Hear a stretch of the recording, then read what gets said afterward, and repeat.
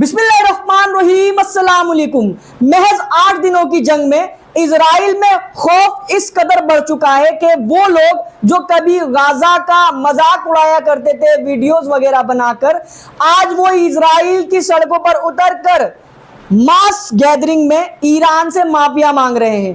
पहले मैं आपको दिखाता चलूं इस एक इंडिविजुअल लड़की की वो वीडियो, दोनों वीडियो एक ही में अटैच है। नीचे की तरफ वो छोटे से स्क्रीन पे आपको नजर आ रही है जिसमें वो गाजा का मजाक उड़ा रही है, और बड़े स्क्रीन पर आपको नजर आ रही है जिसमें वो अपना मजाक बनवा रही है। क्योंकि कुछ दिनों पहले जिस चीज पर वो हंस रही थी, आज उसी चीज की वजह से वो रो रही है। उधर इजराइल की सड़कों पर मास गैदरिंग, जिसमें इजराइल के लोग क्लियर ये कहते नजर आ रहे हैं कि ईरान, हम माफी चाहते हैं, हमें माफ कर दो और जंग बंद कर दो। सुनिए इस वीडियो को। Stop the war! Iran! We are sorry! We want peace!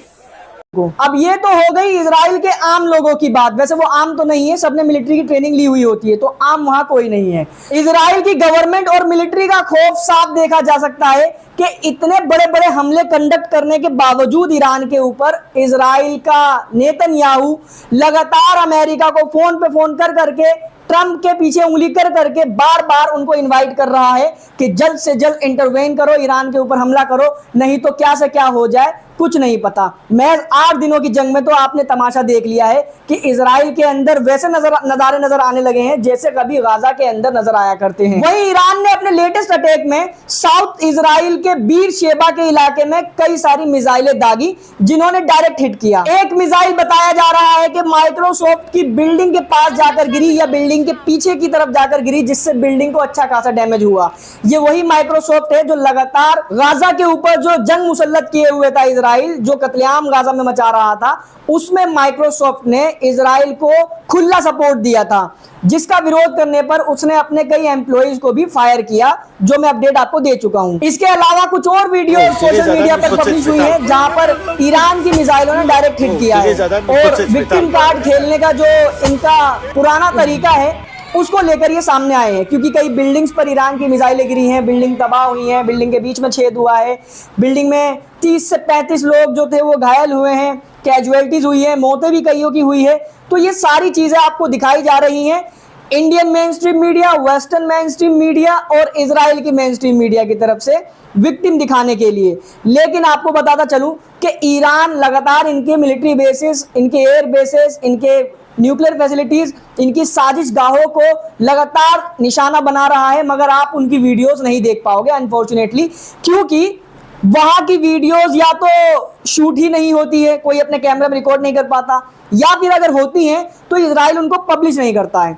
Israel सिर्फ वही चीजें आपको दिखा रहा है जिससे आपको या देखने वालों को, जिसको इस बारे में जानकारी नहीं है, उसको ऐसा लगे, मैसेज दिया जा सके कि देखो इजराइल तो ईरान की मिलिट्री टारगेट्स पर हमला कर रहा है, उनके हथियारों पर, उनके डिफेंस सिस्टम पर और उनके बेसिस पर, लेकिन ईरान इजराइल के आम लोगों पर, आम बिल्डिंगों पर हमला कर रहा है। इससे क्या होगा कि इजराइल ने पिछले 21-22 महीनों में लेबनान और गाजा में जितने भी हॉस्पिटल्स और बिल्डिंग्स को तबाह किया, 60-70 हजार लोगों को कत्ल किया, वो चीजें जस्टिफाई हो सके। मैं आपको ये बात इसलिए बता रहा हूं क्योंकि आप अगर भारत में रहते हैं तो आपको ऐसे बहुत सारे लोग मिलते होंगे जो मेन स्ट्रीम मीडिया के चैनल्स को देखकर आपके सामने ये आर्ग्यूमेंट रखते होंगे कि देखो ईरान ने तो इजराइल के मासूम लोगों पर हमला किया है, और गाजा के ऊपर जो हमले हुए थे वो तो इजराइल ने इसलिए किया था क्योंकि उनके नीचे टनल वगैरह मौजूद थे।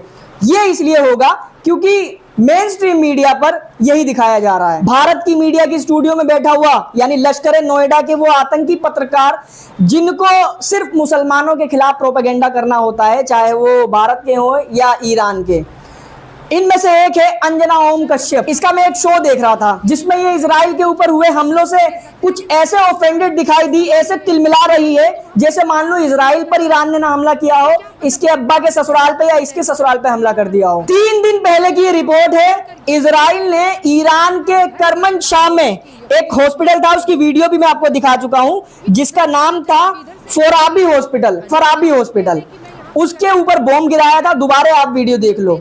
लेकिन तब ना तो कोई मेन स्ट्रीम मीडिया का चैनल, ना ही ये गिद्ध मीडिया स्टूडियो में बैठे हुए ये नरभक्षी जानवर जिसमें रूबिका लियाकत से लेकर अंजना ओम कश्यप और बाकी के तिहाड़ी, गोबर स्वामी सब मौजूद हैं। कोई इस पर नहीं चिल्लाया था।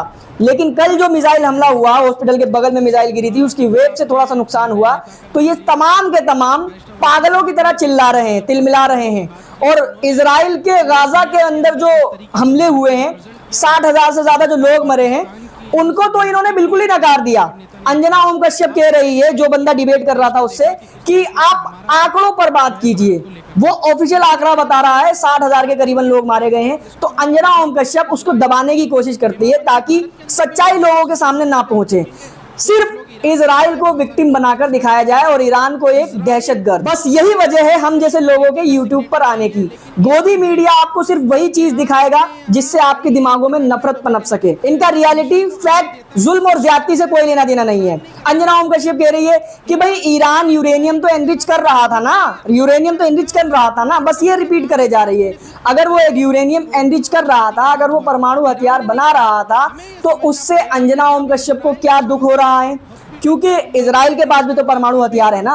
जो डिबेटी था सामने वाला, उसने कई तथ्य दिए कि इजराइल IAEA से कोई इंस्पेक्शन नहीं कराता, किसी भी तरीके की ट्रीटी में भाग नहीं लेता, उसने न्यूक्लियर बॉम्ब बनाए हुए हैं, तो ईरान के ऊपर ये सब क्यों मुसल्लत होता है? लेकिन अंजना ओम कश्यप ने उस बात को भी दबाने की और काटने की कोशिश की। तो ये चलता है गोदी मीडिया पर। उधर IRGC के फॉर्मर कमांडर मोहसिन रजाई ने एक इंटरव्यू में कुछ और बड़ी बातें बताई हैं, जिससे इजराइल का खौफ और ज्यादा बढ़ गया है और अमेरिका को बुलाने की जो तिलमिलाहट है वो भी और ज्यादा बढ़ चुकी है। मोहसिन रजाई ने कहा कि अभी तक हमने पिछले 8-9 दिनों में, 8 ही दिन हुए हैं आज टोटल, इजराइल के ऊपर सिर्फ 400 से 450 मिसाइलें दागी हैं, जिसमें इतनी बड़ी तबाही आपको देखने को मिल रही है।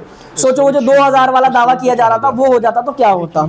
इसके अलावा हमारी जो असली कैपेबिलिटीज है मिलिट्री की, जो असली हमारे हथियार हैं, वो तो अभी हमने दिखाए ही नहीं है। मतलब समुद्र में जो इनकी कैपेबिलिटी है वो अभी तक हिडन है, अभी तक दिखाई नहीं है। बल्कि कई सारे देश, हो सकता है चाइना, रशिया, नॉर्थ कोरिया हो, कई इनको ऑफर दे रहे हैं इस जंग को ज्वाइन करने का, लेकिन इन्होंने अभी तक किसी से मदद नहीं मांगी है, बल्कि उनको भी रोक दिया है। ईरान इंतजार कर रहा है सही वक्त का, और सही वक्त तब आएगा जब अमेरिका डायरेक्ट इंटरवेन करेगा इस जंग के अंदर।